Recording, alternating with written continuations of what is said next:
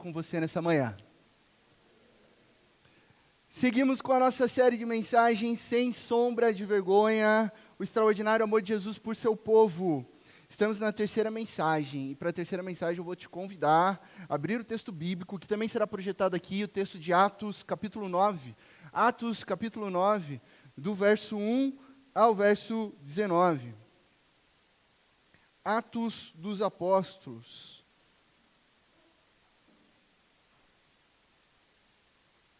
Ou conhecido também como o segundo livro de Lucas.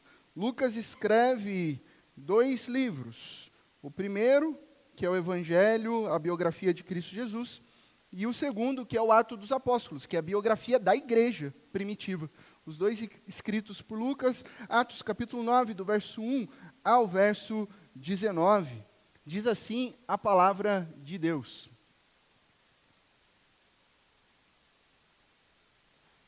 Acho que eu vou precisar da sua ajuda, Luquinhas, porque não está funcionando aqui. Perfeito. Vamos lá. Enquanto isso, Saulo ainda respirava ameaças de morte contra os discípulos do Senhor. Dirigindo-se ao sumo sacerdote, pediu-lhe cartas para as sinagogas de Damasco, de maneira que, caso encontrasse ali homens ou mulheres que pertencessem ao caminho, pudesse levá-los presos para Jerusalém. Em sua viagem, quando se aproximava de Damasco, de repente brilhou ao seu redor uma luz vinda do céu. Ele caiu por terra e ouviu uma voz que lhe dizia: Saulo, Saulo, por que você me persegue? Saulo perguntou: Quem és tu, Senhor? Ele respondeu: Eu sou Jesus, a quem você persegue. Levante-se, entre na cidade, alguém lhe dirá o que você deve fazer. Os homens que viajavam com Saulo pararam emudecidos. Ouviam a voz, mas não viam ninguém. Saulo levantou-se do chão e, abrindo os olhos, não conseguia ver nada. E os homens o levaram pela mão até Damasco. Por 3 dias ele esteve cego, não comeu nem bebeu. Em Damasco havia um discípulo chamado Ananias. O Senhor o chamou numa visão. Ananias, eis-me aqui, Senhor, respondeu ele. O Senhor lhe disse: Vá à casa de Judas, na rua chamada Direita, e pergunte por um homem de Tarso chamado Saulo. Ele está orando. Numa visão, viu um homem chamado Ananias chegar e impor-lhe as mãos para que voltasse a ver. Respondeu Ananias: Senhor, tenho ouvido muita coisa a respeito desse homem e de todo o mal que ele tem feito aos teus santos em Jerusalém. Ele chegou aqui com a autorização dos chefes, os sacerdotes, para prender todos os que invocam o teu nome. Mas o Senhor disse a Ananias: Vá, este homem é meu instrumento escolhido para levar o meu nome perante os gentios e seus reis e perante o povo de Israel. Mostrarei a ele o quanto deve sofrer pelo meu nome.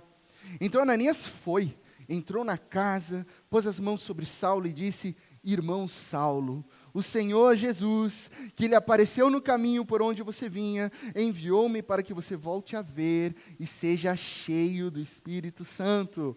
Imediatamente, algo como escamas caiu dos olhos de Saulo, e ele passou a ver novamente. Levantando-se, foi batizado, e depois de comer, recuperou as forças. Vamos orar mais uma vez?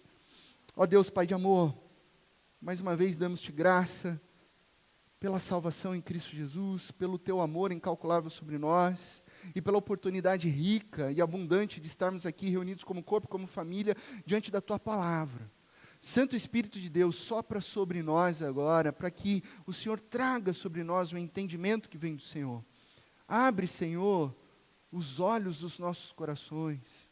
Fala, ó Deus, as tuas palavras, que são verdade e vida, e que moldam o nosso interior, para que a gente possa compreender, numa camada real e profunda, o teu amor, que não se envergonha do teu povo. Em Cristo Jesus que nós oramos. Amém e amém. Aqui na tela, esse menino, esse garoto, ele é o Bernardo de Cunha, de 5 anos.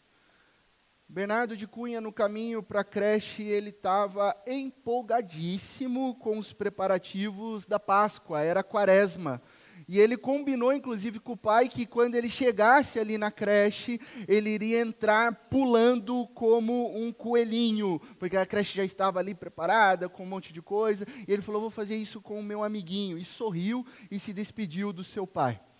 Mas na manhã do dia 5 de abril de 2024, um homem invadiu a creche Cantinho do Bom Pastor, em Blumenau, Santa Catarina, e portando uma machadinha, assassinou Bernardo e mais 3 crianças, todas de 5 a 7 anos de idade, com golpes na região da cabeça. Esse ataque chocou o Estado, esse ataque chocou a nação brasileira. E quando nós relembramos esse fato triste que aconteceu, nós nos colocamos diante de atos pecaminosos que expõem a natureza cruel, a natureza maldosa e suja do pecado, e todos nós ficamos agora com essa sensação de completa perdição no mundo desconectado de Deus. Como é possível acontecer isso? Uma criança perder a vida de uma maneira tão brutal. Em respeito à memória do Bernardo, eu vou pedir para passar o slide, vamos tirar a foto dele e colocar um versículo bíblico que nos lembra sobre quem todos nós somos, e nos lembra de maneira dolorosa e confrontadora o problema da humanidade. Lá em Romanos 3:23 diz que todos pecaram e estão destituídos da glória de Deus.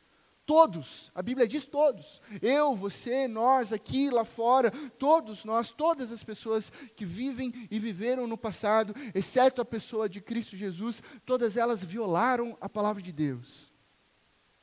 Mas além disso, eu gosto de ensinar, tanto aqui no púlpito, quanto lá no curso Ponto de Partida, que o pecado, ele não é apenas um ato de violação à palavra de Deus, não é apenas roubar, mentir, infringir alguma violação. O pecado, ele é um estado de rebelião, ele é um estado de queda, um estado de oposição a Deus. E tanto por escolha como por natureza, a Bíblia diz que éramos, eu e você, por natureza, merecedores da ira. Assim como o pecado nos choca, a Bíblia também afirma de maneira contundente que nós todos éramos injustos, ímpios, escravos do pecado, Salmo 10:4, escravidão, João 8:34, cheios de toda sorte, injustiça, maldade e ganância, Romanos 1:29, inimigos de Deus, Romanos 1:30, inventores da prática do mal, Romanos capítulo 1, hostis, inimigos de Deus, Romanos 8, perversos e maus, 2 Tessalonicenses 3:2, insensatos e desobedientes, de acordo com Colossenses.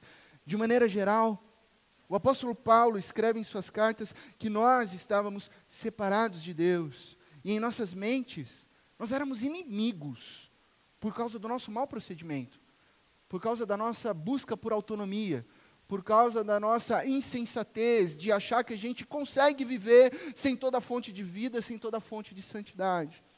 Como Paulo consegue afirmar, biblicamente, dizer isso de todo mundo? Como ele consegue falar que todos nós somos pecadores sem avaliar a vida, a história de cada pessoa? Porque esse é o nosso estado natural.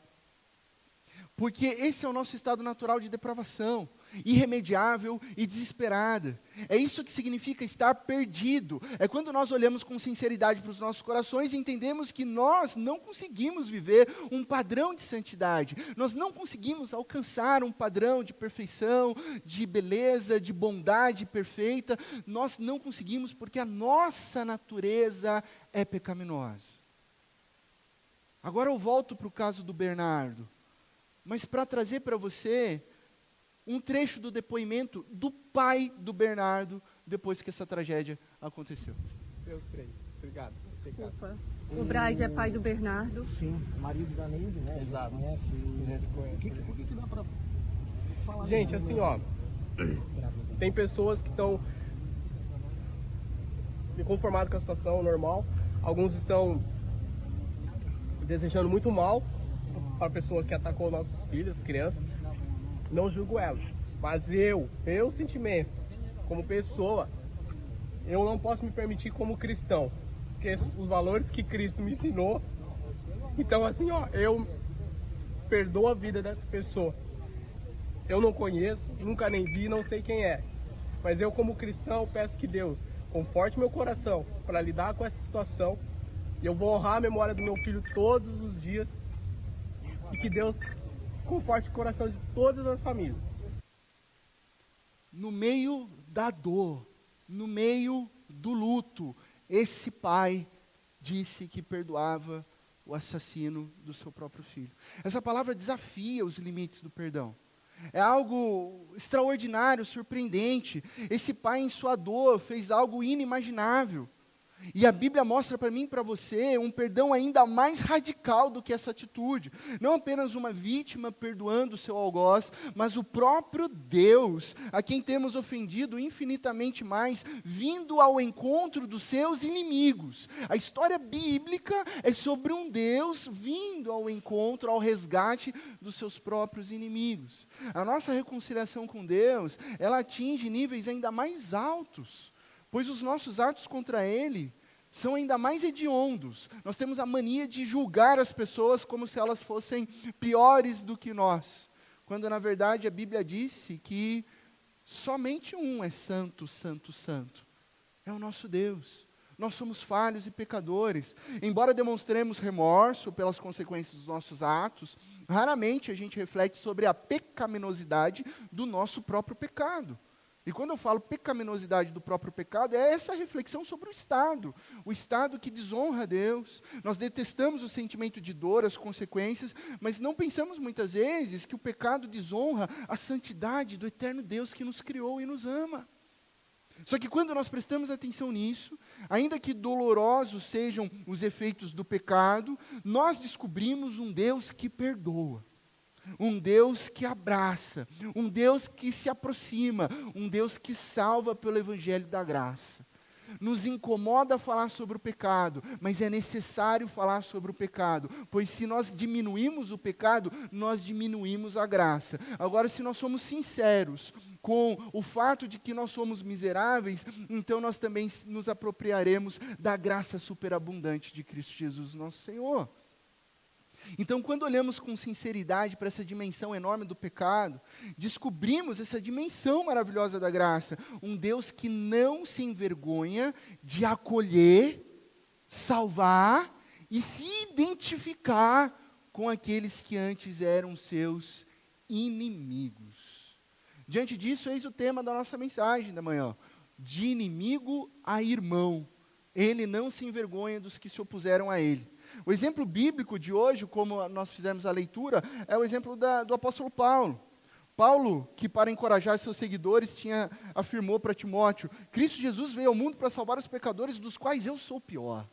Dos quais eu sou o pior. O pior, o principal, o maior pecador, o inimigo, foi encontrado pela misericórdia de Deus. Logo nos perguntamos: quem é tão mau que não poderia ser salvo? A resposta para essa pergunta não está no quão mal Paulo era. A resposta para essa pergunta não está no quão mal você é, porque nós já reconhecemos que nós somos pessoas más, mas no quão bom Deus é e o que Ele faz conosco. Observação, você vai perceber na leitura que nós lemos Saulo, e eu estou falando sobre Paulo. E talvez você não tenha tradição cristã e esteja um pouco confuso. São duas pessoas, pastor? Não. Saulo e Paulo são as mesmas pessoas. São a mesma pessoa. Saulo e Paulo, a mesma pessoa. O que acontece é que até Atos 13, versículo 13, Lucas optou por chamá-lo pelo seu nome hebraico, Saulo. Paulo era um fariseu, Paulo ou Saulo era um fariseu, muito bem instruído, detentor de um conhecimento inagualável, zeloso, obediente, e tinha uma grande estima entre os homens. Ele tinha uma oratória incrível, tanto que ele tinha acesso a lugares de discussões, de debates apologéticos, porque ele falava muito bem. Porém, esse zelo se traduziu num desejo de destruição. Logo no primeiro verso de Atos 9, que nós lemos, temos o seguinte: Saulo ainda respirava ameaças de morte contra os discípulos do Senhor. Esse era Paulo antes do encontro com Cristo Jesus. Ele respirava ameaça de morte contra os discípulos de Jesus. Como assim? Como assim ele é desse jeito? E como assim ainda respirava? Parece que esse texto fala sobre algo que aconteceu antes. Sim, o texto anterior revela para nós que Estevão, um diácono cheio do Espírito Santo de Deus, foi apedrejado até a morte na presença de Saulo. E no capítulo anterior encontramos que Saulo estava ali, consentindo com a morte de Estevão. Entregaram inclusive a Saulo as vestes de Estevão, e ele estava ali, dando um ok para um assassinato. E não se contentando em extinguir essa chama de fé, o verso 3 do capítulo anterior diz o seguinte: Saulo, por sua vez, devastava a igreja. Olha a expressão que nós encontramos. Indo de casa em casa, arrastava homens e mulheres e os lançava na prisão. Eis um exemplo de inimigo do Senhor. A palavra grega para devastar pode ser traduzida também como assolar, destruir completamente. Ou seja, Paulo, ele era um fanático religioso, tomado pela ira, que impiedosamente arrastava homens e mulheres para a prisão.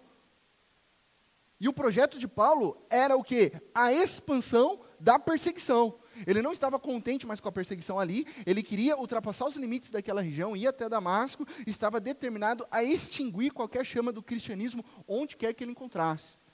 Sendo sinceros, olhando para esse Paulo aqui, que consentiu na morte de Estevão, um homem cheio de graça, cheio do Espírito, e Paulo foi lá consentindo com a morte dele, um Paulo arrogante, um Paulo prepotente, um Paulo devastador da igreja de Cristo Jesus, olhando para esse Paulo, como que a gente poderia ter amizade com um cara desse? Já parou pra pensar nisso? Eu não quero nem contato com esse cara. Ou pior, né? O que você desejaria para esse homem? Perseguidor da igreja. O que você deseja hoje para as pessoas que perseguem a igreja? Já fez essa reflexão? Porque hoje existem muitas pessoas perseguindo a igreja.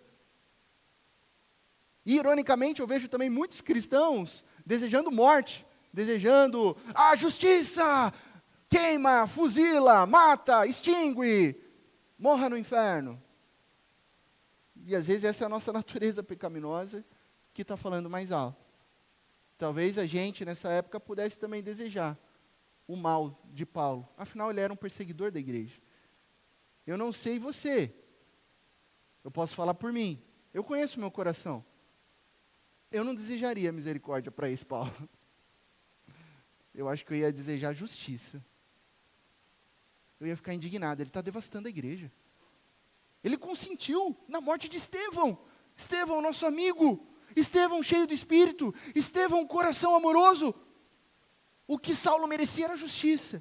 Mas é exatamente nesse ponto da história que acontece uma reviravolta. Versos 3 e 5 do capítulo 9. Em sua viagem, quando se aproximava de Damasco, de repente brilhou ao seu redor uma luz vinda do céu. Ele caiu por terra e ouviu uma voz que lhe dizia: Saulo, Saulo, por que você me persegue? Saulo perguntou: quem és tu, Senhor? Ele respondeu: eu sou Jesus, a quem você persegue.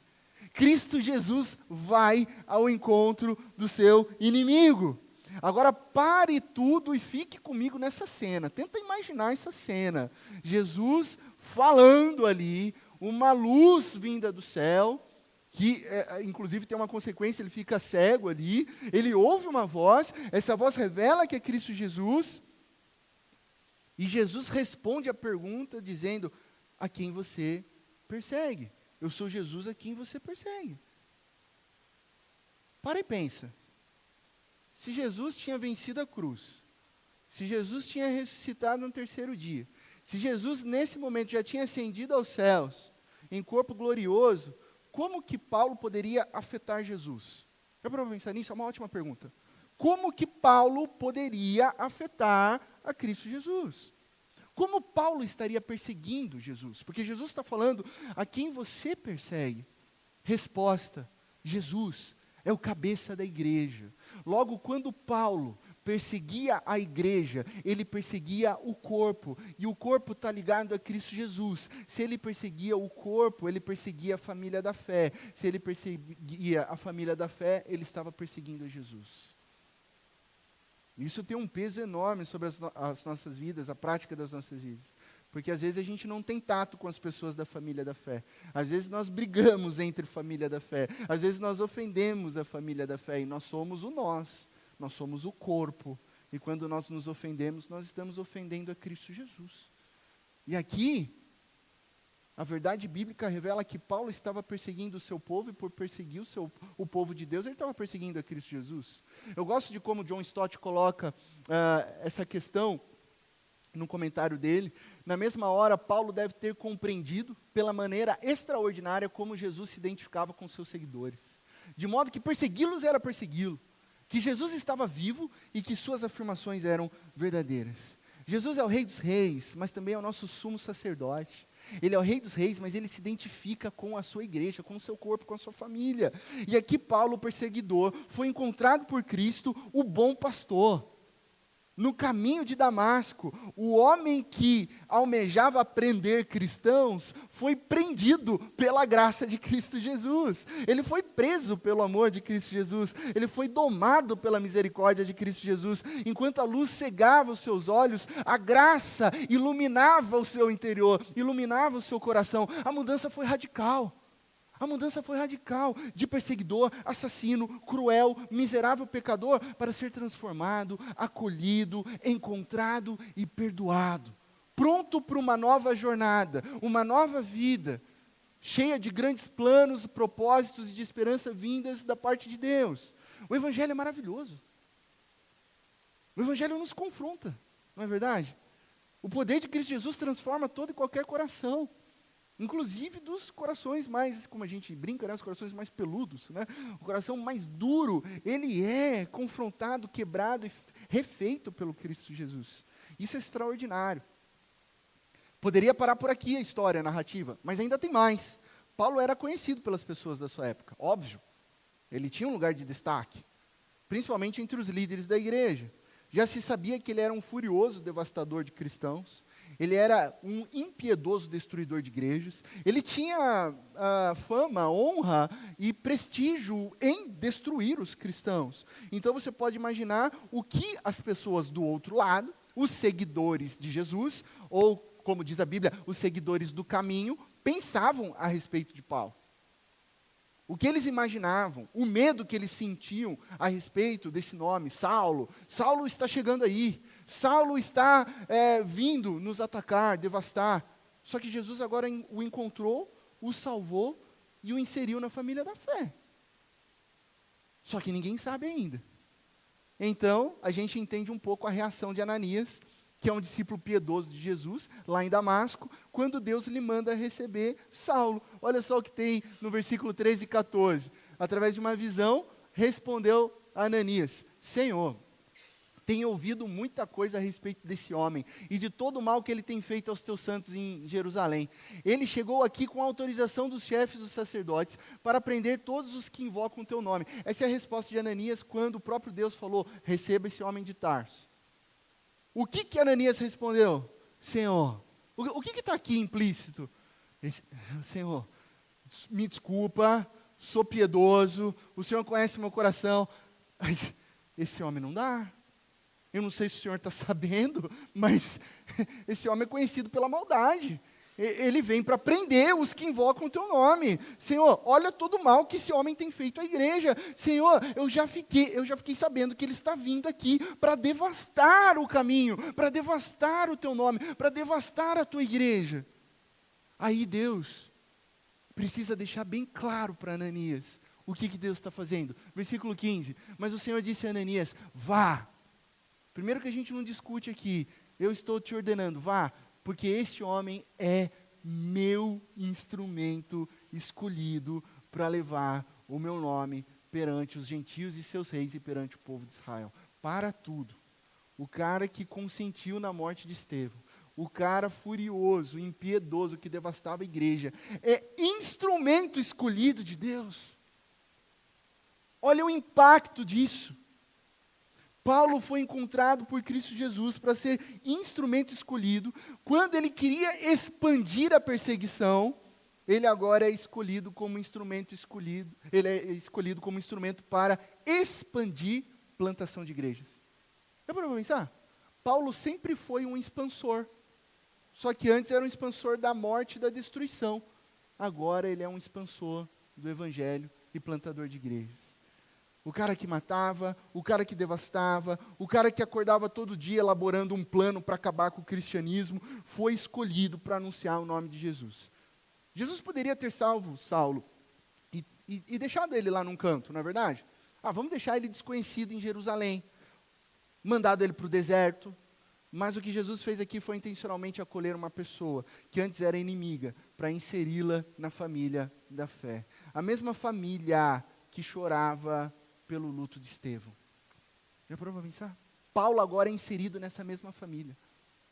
É como se Paulo agora, não que ele tenha feito isso, porque ele não fez isso, não foi a direção que Deus deu, mas era como se Paulo tivesse agora o direito de voltar lá e participar do velório de Estevão. Chegando como se nada tivesse acontecido. E falando assim, olha, Jesus mudou minha vida agora eu choro com vocês, meus irmãos. Imagina a família olhando isso. Como assim você chora conosco? Você consentiu na morte do nosso filho, do nosso irmão Estevão. Só que agora ele participa da mesma família. A mesma família que sabia que ele mesmo estava indo para perseguir, e agora ele é perseguido. A mesma família da fé. E Ananias, homem piedoso, obedeceu ao Senhor, recebeu Paulo e participou de 3 aspectos que apontaram para a integração de Paulo na família. E eu gosto dessa maneira como ele coloca. A primeira é como Paulo foi chamado. E isso é maravilhoso. Então Ananias entrou na casa, impôs as mãos sobre Saulo e disse o quê? Irmão Saulo. Imagina essa cena. Irmão Saulo. É difícil pensar em Ananias cumprimentando sem um nó na garganta, sem uma lágrima nos olhos, lembrando do que tinha acabado de acontecer com os irmãos na fé, mas ele chega lá e chama de irmão. Irmão Saulo. O homem a quem temia agora estava diante dele como um irmão. E chamar irmão é trazer para dentro da família. Segundo aspecto é o que Paulo recebeu. Versículo 17 continua. Irmão Saulo enviou-me para que você volte a ver e seja cheio do Espírito Santo. O Senhor Jesus, que lhe apareceu pelo caminho onde você vinha, enviou-me, Saulo, para que você volte a ver, e não somente volte a ver, mas que para você seja cheio do Espírito Santo. A promessa de Cristo de dar o Espírito Santo a todos os seus discípulos se cumpre em Paulo, o devastador de igrejas. Deus passa a habitar em Paulo como alguém que havia sido vivificado pelo Espírito. O Espírito Santo habitando no perseguidor de cristãos. E por último, o que Paulo fez, como resposta ao que estava acontecendo ali, imediatamente algo como escamas caiu dos olhos de Saulo e ele passou a ver novamente. Levantando-se, foi batizado. Pelo batismo, Paulo identificou-se publicamente com Jesus e com seu povo. Pelo batismo, ele foi incluído na igreja. O povo de Jesus confirmou na terra o que fora já dito nos céus. Paulo tinha motivos de sobra para sentir vergonha. Ele perseguiu, ele matou, ele devastou. Ele poderia querer sumir e viver no anonimato para o resto da vida, envergonhado. Só que Jesus não se envergonha de tratá-lo como irmão. E isso fez levantar para uma nova vida. Semana passada, nós tivemos um batismo aqui. E eu sempre gosto de lembrar para toda a família da fé que o batismo é a inserção de uma pessoa na família de Deus. Por isso que nós somos batizados em nome do Pai, do Filho e do Espírito Santo. Porque agora todos nós temos o mesmo sobrenome. Eu sou o Laci, do Pai, do Filho e do Espírito Santo. Irmão do Mateus, do Pai, do Filho e do Espírito Santo. Que é irmão do Tom, do Pai, do Filho e do Espírito Santo. Nós temos o mesmo sobrenome, nós estamos na mesma família. Por isso é maravilhoso o ato do batismo como sacramento que edifica não só a pessoa aqui que está publicando a fé para toda a igreja, mas edifica toda a igreja. E agora Paulo passa por isso, agora Paulo é da família, agora Paulo é um seguidor de Jesus. E a igreja não mais se envergonha de chamá-lo irmão. E por que a igreja não se envergonha de chamar Paulo de irmão? Porque Jesus não se envergonha dele. Jesus o encontrou. Jesus o transformou. Antes inimigo, agora irmão. Aí você pode parar para pensar, calma, peraí. Você está dizendo que esse cara agora que fez isso, que fez aquilo, é meu irmão? É seu irmão. Porque não sou eu, não é você quem escolhe quem é inserido na família da fé. Sempre foi Deus que foi acrescentando aqueles que são sendo salvos. E você só participa disso. Peraí, deixa eu ver se eu entendi. Esse que me fazia mal, esse que me perseguia, esse que queria me destruir, agora chega na janelinha me chamando de brother. É isso mesmo. Porque ele faz isso através da graça de Cristo Jesus. É isso mesmo, porque você precisa lembrar que você não era diferente dele. Cada pessoa nasceu na mesma natureza, na mesma condição de inimigo de Deus. E nós precisamos ser lembrados disso. Como disse Spurgeon, um pregador inglês, conhecido como o príncipe dos pregadores, no seu sermão, um evangelho maravilhoso para grandes pecadores, sermão que inclusive fez 100 anos o ano passado já, ele disse no momento do sermão, nem todos afundaram na mesma profundidade, mas todos estão atolados no mesmo lamaçal. Você pode não ter feito coisas terríveis que o outro fez. Você pode não ter aprofundado tanto no pecado como eu aprofundei. Mas fato é que todos nós estávamos atolados no mesmo lamaçal do pecado. A nossa separação de Cristo era a mesma de um assassino, a mesma de um criminoso, de qualquer outra pessoa por quem você tem algum tipo de repulsa quando você liga na televisão. Nossa, eu tenho repulsa por essa pessoa, eu tenho nojo por essa pessoa, eu não posso ver esse tipo de crime, eu tenho ânsia, exato. Eu e você estávamos na mesma condição. Nós também éramos filhos da ira, porque nós manchamos a santidade de Deus, o coração de Deus. E isso nos ajuda a entender a dimensão do Evangelho e como nós vivemos daqui para frente, depois que nós somos encontrados.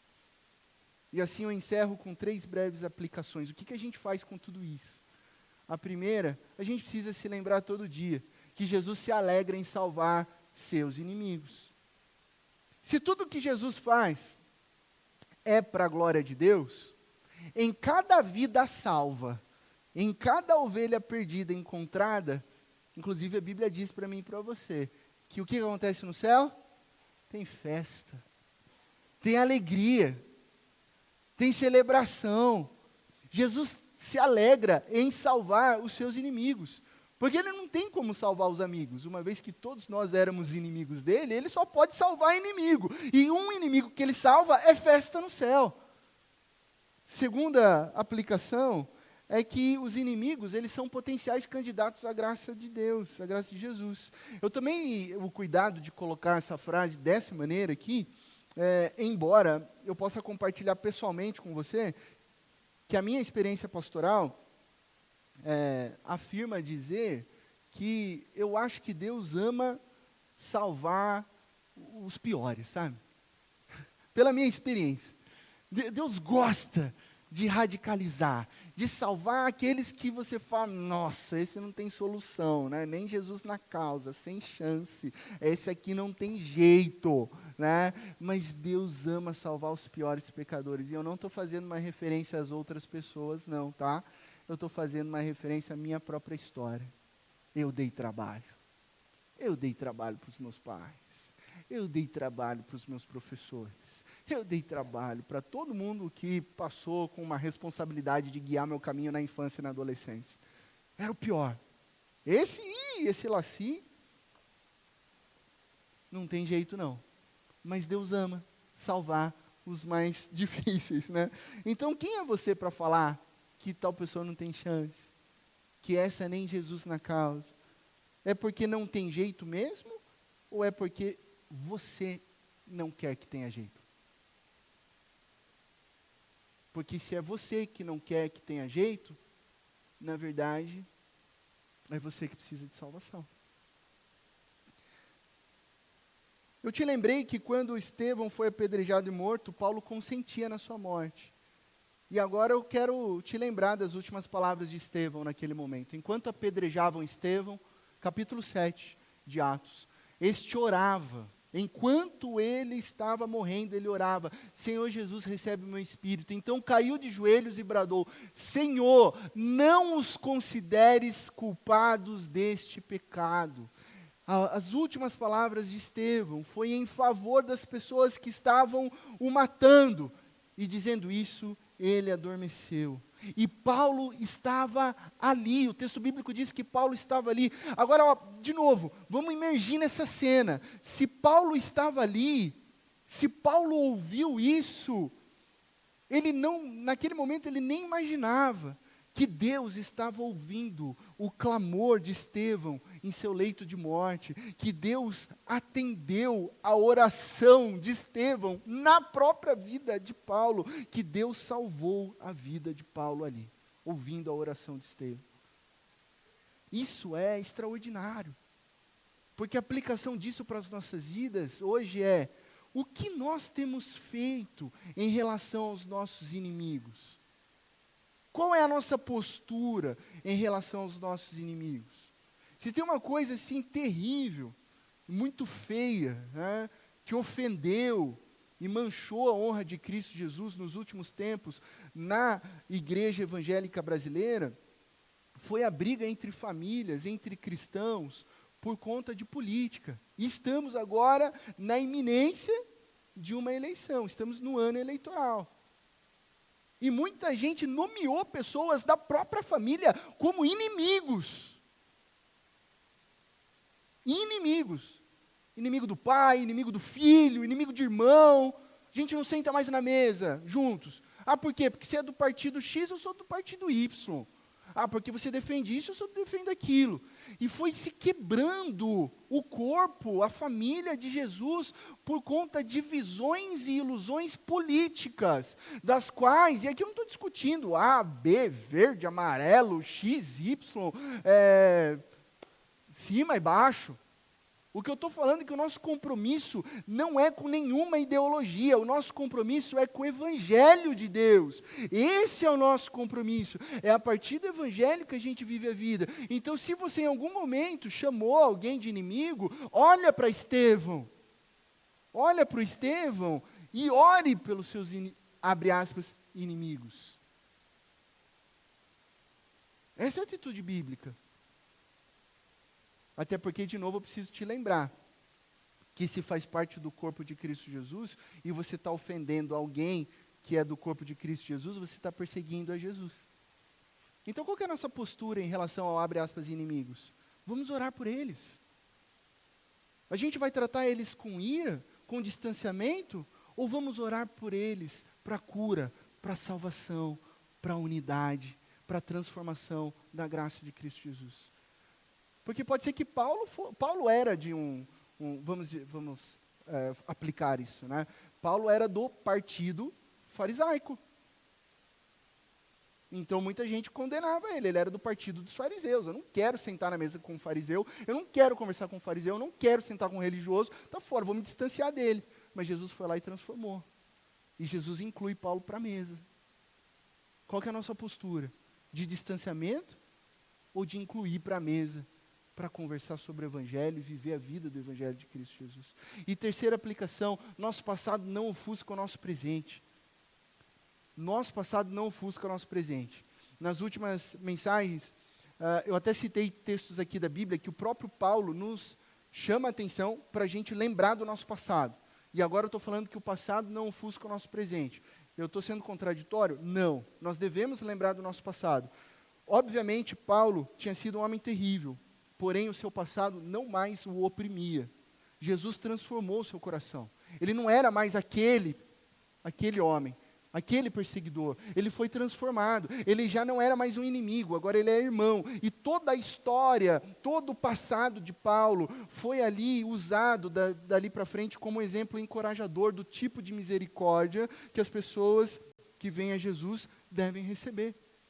O próprio Paulo começou a falar, essa é a minha história. Está vendo como Jesus transformou minha vida? Está vendo como Jesus me guiou? Está vendo como hoje eu sou um novo homem? A história dele não tinha mais poder sobre o presente. A história dele virou um testemunho. Por isso que a história de Paulo está registrada na palavra. E assim as palavras de Paulo nos encorajam hoje. Irmãos, não penso que eu mesmo já o tenha alcançado, mas uma coisa faço, esquecendo-me das coisas que ficaram para trás, e avançando para as que estão adiante, prossigo para o alvo, a fim de ganhar o prêmio do chamado celestial de Deus em Cristo Jesus. Se Paulo tivesse preso no passado, ele nunca iria cumprir o propósito de Deus. Então ele olhou para o passado, ele viu que ele não era mais um inimigo, ele era um irmão, ele ressignificou aquele passado como um grande testemunho e avançou para frente, olhou para frente. Olhou para frente. Gente, para de ficar olhando para trás e ficar preso no passado. Você não percebeu ainda que teu para-brisa é bem maior que teu retrovisor? Vai ficar olhando para o retrovisor, olha para o para-brisa, olha para frente, avança para o que Cristo Jesus tem para a sua vida, para a sua história. Paulo, eu, você, éramos inimigos de Deus, mas hoje em Cristo Jesus nós somos acolhidos, nós não somos mais inimigos, nós somos filhos, filhas, irmãos, irmãs, membros da família de Deus, pois Jesus não se envergonha mais de mim, de você, Jesus não se envergonha de ninguém que se opôs a Ele e que foi transformado pelo amor dEle. Amém? O que a gente faz com isso durante a semana? Lição prática de vida.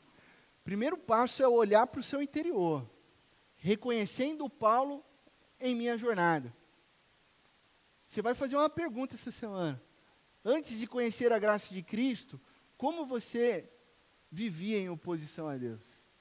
Você vai fazer esse exercício de lembrança. Você vai descobrir que você tinha uma vida completamente diferente, que você era inimigo. Seja honesto. Todos nós estávamos atolados no lamaçal do pecado.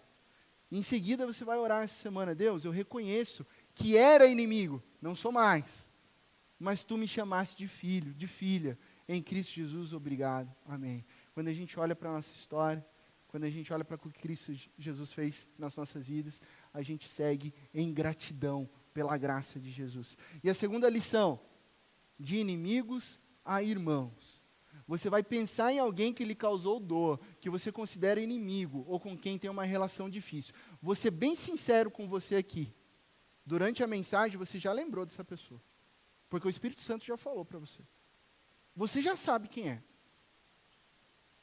E você já sabe o quão é difícil isso daí. Porque é uma pessoa muito próxima, talvez seja alguém da sua família, talvez seja alguém que você não fala com ela faz 1 ano, 2 anos, 1 década.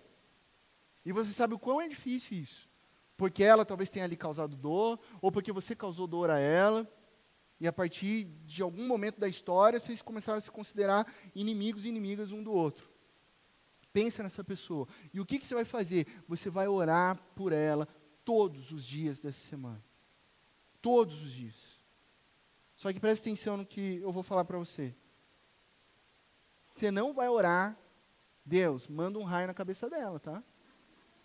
Meio óbvio isso que eu estou falando, mas eu preciso às vezes falar o óbvio, né? E tem gente que pega o texto bíblico e fala: o Senhor castiga os ímpios, né? Pega lá o texto de Salmo, né? Senhor, que eles sejam excluídos da tua face, né? E quando os discípulos levantaram essa questão, Jesus falou: não é por aí mais o caminho. Eu morri numa cruz para perdoar o meu povo. Então a sua oração será sobre bênção. Deus, abençoa a vida dessa pessoa. Deus, alcance essa pessoa. Deus, me dê coragem para fazer uma ligação para ela. Deus, cria um ambiente para que haja uma reconciliação. E que eu faça dela, não mais a minha inimiga, mas a minha irmã. Porque todos nós somos membros do corpo de Cristo Jesus. Não, eu vou falar sério, não tem como você estar com alguém que está em Cristo Jesus e você está em inimizade. Não tem como.